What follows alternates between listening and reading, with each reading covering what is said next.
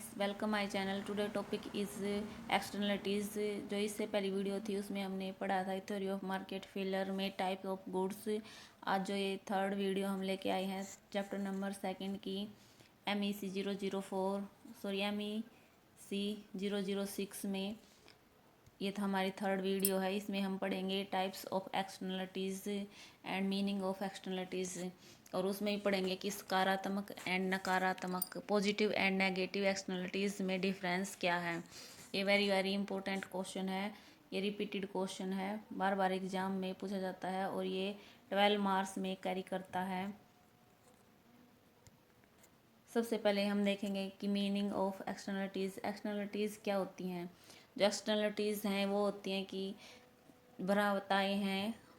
प्रत्येक आर्थिक प्रक्रिया के एक क्षेत्र की साधारण प्रकृति है कि कोई भी मनुष्य आर्थिक क्रिया करता है, उसकी जो एक्सटर्नलिटीज़, कोई भी हम प्रोडक्ट बनाते हैं तो उसकी कुछ भरावताएँ होती हैं और ये प्रत्येक प्रोडक्ट पर लागू होती हैं।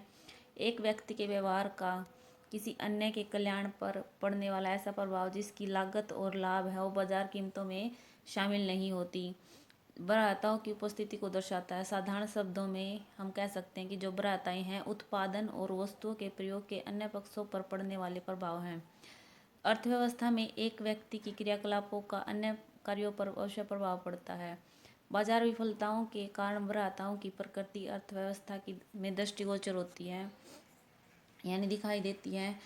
आप ये पढ़ सकते हैं कि भरावताएं हैं उस समय कब उत्पन्न होती है, कि उस समय उत्पन्न होती है जब एक उत्पादक अपने आर्थिक क्रियाकलापों का संपूर्ण लाभ और उसकी लाभ और लागत है उस स्वयं वहन नहीं करता, और उसके द्वारा की गई आर्थिक क्रियाओं का अन्य यानी जो थर्ड पार्टी है उस पर जो प्रभाव पड़ता है उसको हम भरावताएं कहते हैं।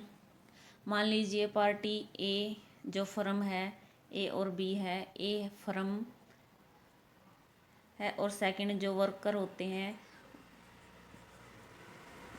कंपनी में वो होते हैं।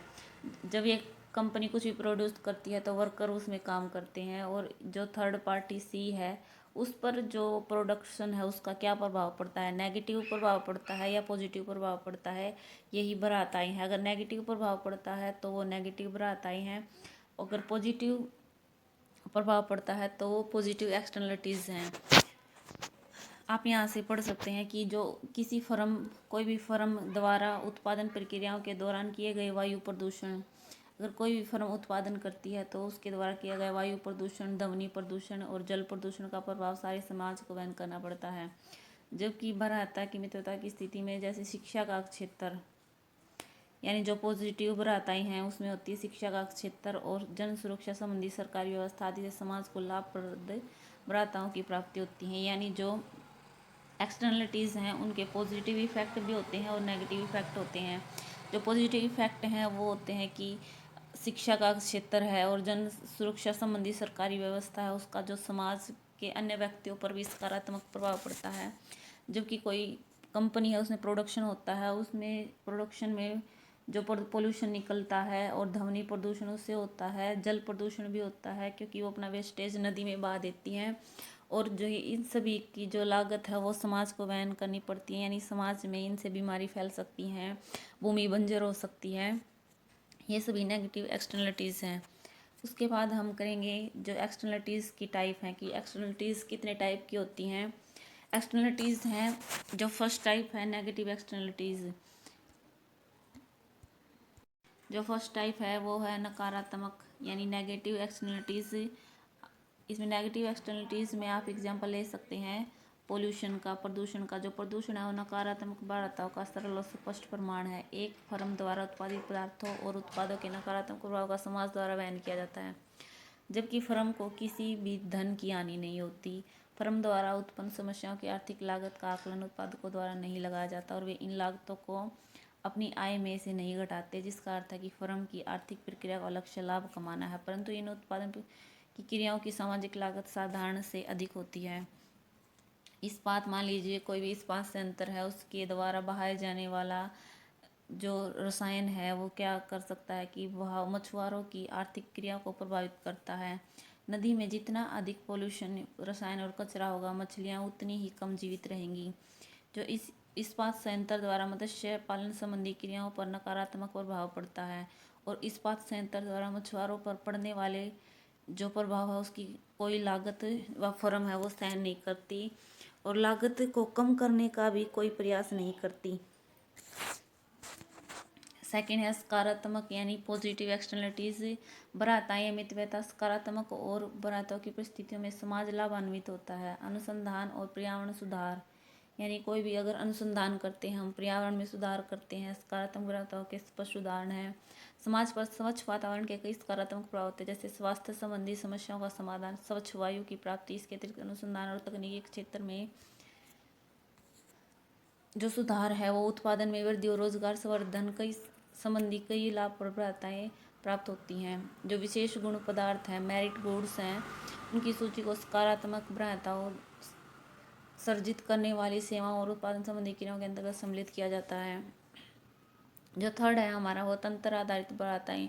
तंत्र आधारित बराताएं कौन सी होती हैं कि जो कोई भी व्यक्ति है उसकी किसी अन्य व्यक्ति द्वारा प्रयोग की गई वस्तु का स्वयं भी उपभोग करना चाहता है, जैसे टेलीफोन, कार, कैमरा इत्यादि कंप्यूटर संबंधी नवीन उत्पादों का उपभोग। ये सभी तंत्र आधारित बराताओं के माध्यम से वस्तु की सहज ग्राह्यता में सुधार होता है। तंत्र आधारित बराताओं से कई सकारात्मक बराताएं प्राप्त होती हैं, जैसे टेलीफोन और कंप्यूटर का बढ़ता कार्य क्षेत्र एक और विषय को संक्षिप्त यानी छोटा बना देता है, यानी कम्युनिकेशन में सरलता होती है। और दूसरी ओर यह बढ़ता कार्य क्षेत्र रोजगार में विसर्जन करता है। ये तंत्र आधारित बराताओं के एग्जाम्पल हैं। फोर्थ है मौद्रिक बराता यानी जो मनी एक्सटर्नलिटीज़ हैं वो कौन सी हम हैं। एक व्यक्ति द्वारा प्रयोग की गई सेवाओं और वस्तुओं का अन्य व्यक्तियों पर पड़ने वाला प्रभाव। उदाहरण के लिए किसी एक क्षेत्र विशेष में एक बड़े व्यापारी द्वारा बहुत से मकान खरीदने पर उस क्षेत्र विशेष में क्या हो जाएगा कि सभी मकान की कीमत में वृद्धि हो जाएगी। परिणाम ये होगा कि वृद्धि के कारण अन्य खरीदारों को भी मकान खरीदने के लिए अधिक कीमत चुकानी पड़ेगी। ये है मौद्रिक मनी आधारित एक्सटर्नलिटीज़। उसके बाद है साझा संपदा सर्जित बराता।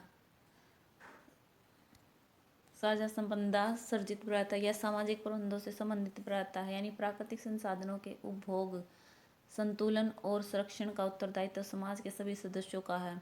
परंतु जब साझी संपदा का एक व्यक्ति द्वारा अधिक विदोहन किया जाता है, क्योंकि जब साझी संपदा होती है उससे कोई भी व्यक्ति दूसरे व्यक्ति को उसका यूज़ करने से मना नहीं कर सकता। एक व्यक्ति जितना चाहे उसका प्रयोग कर सकता है, उस पर किसी प्रकार की रोक नहीं होती। उदाहरण के लिए सिंचाई व्यवस्था है, मत्स्य पालन है, वन संपदा है, जल है और पर्यावरण सभी साझी संपदा के अंतर्गत शामिल किए जाते हैं। यदि साझा संपदा का प्रयोग निजी हितों लाभों के लिए किया जाता है तो इसका नकारात्मक प्रभाव समाज के अन्य सदस्यों को वहन करना पड़ता है। यानी अगर एक व्यक्ति है बहुत ज़्यादा किसी भी चीज़ को कंजप्शन कर लेता है तो उस अगर वो फ्री है, साझी संपदा है वो फ्री होती है, उसका कोई भी वो बहुत ज़्यादा इफेक्ट दूसरे लोगों पर पड़ता है, क्योंकि वो उसका बहुत ज़्यादा विदोहन कर देता है। उसको ये समझ नहीं होती कि इससे समाज को हानि भी हो सकती है। जैसे एक मत्स्य आखेटक है, कंपनी द्वारा सागर में अधिक आकेट मछलियों की उपलब्धता में कमी ला सकता है, जिसका नकारात्मक प्रभाव अन्य मछुआरों को वहन करना पड़ सकता है। ये थी टाइप्स ऑफ एक्सटर्नलिटीज़। ये 5 टाइप्स हैं जो एक्सटर्नलिटीज़ की, जो 5 टाइप मैंने यहाँ पर बताई है। अगर आपको मेरी वीडियो अच्छी लगे तो please like share subscribe my channel. और ये जो वीडियो है एग्ज़ाम ऑफ व्यू से बहुत ही इम्पोर्टेंट है। Thank you for watching my video.